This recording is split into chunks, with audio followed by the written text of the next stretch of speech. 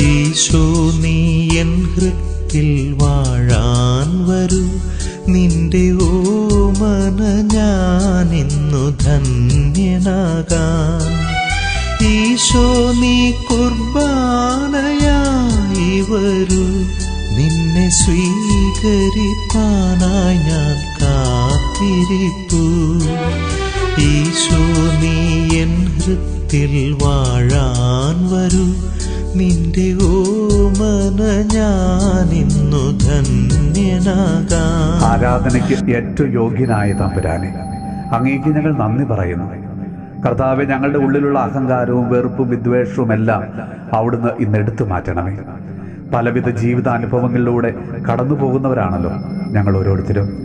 കർത്താവെ, ഓരോ മക്കളും അവരുടെ അനുദിന ജീവിതത്തിൽ അനുഭവിക്കേണ്ടി വരുന്ന എല്ലാ യാതനകളെയും ദുരിതങ്ങളെയും ഞങ്ങൾ ഇന്ന് സമർപ്പിച്ച് പ്രാർത്ഥിക്കുന്നു.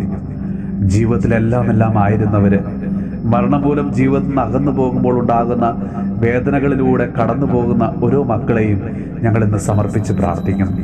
കർത്താവെ, യാഥാർത്ഥ്യങ്ങളെ ഉൾക്കൊള്ളുവാനും ജീവിതത്തിൽ തളരാതെ ജീവിക്കുവാനുള്ള കൃപ ഓരോ മക്കൾക്കും കൊടുക്കണമേ.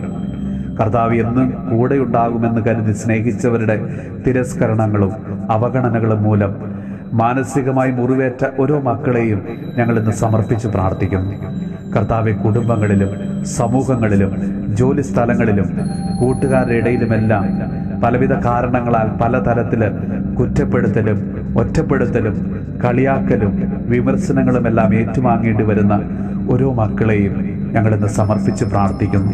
കർത്താവെ, ഞങ്ങളുടെ മേൽ അവിടുന്ന് കരുണയായിരിക്കണമേ. ഞങ്ങളെല്ലാവരെയും അവിടുന്ന് ഇന്ന് അനുഗ്രഹിക്കണമേ. നമ്മുടെ കർത്താവ് ഈശോ മിശിഹായുടെ കൃപയും പിതാവായ ദൈവത്തിന്റെ സ്നേഹവും പരിശുദ്ധാത്മാവിന്റെ സഹവാസവും പരിശുദ്ധ അമ്മയുടെയും വിശുദ്ധ ഔസേപ്പ് പിതാവിന്റെയും മാധ്യസ്ഥവും വിശുദ്ധ കുരിശിന്റെ സംരക്ഷണവും നമ്മളോടും നമ്മുടെ ഭവനത്തോടും നമ്മുടെ ഇന്നത്തെ എല്ലാ പ്രാർത്ഥനാ നിയോഗങ്ങളോടും കൂടെ ഉണ്ടാകുമാറാകട്ടെ, ഇപ്പോഴും എപ്പോഴും എന്നേക്കും. അറിഞ്ഞില്ല ദൈവമേ, അടിയനിതിത്രയും നാളുകളായിട്ടും അറിഞ്ഞതില്ല. എന്തിനു നീയൊരു ഓസ്തിയായി തീർന്നു അതെൻ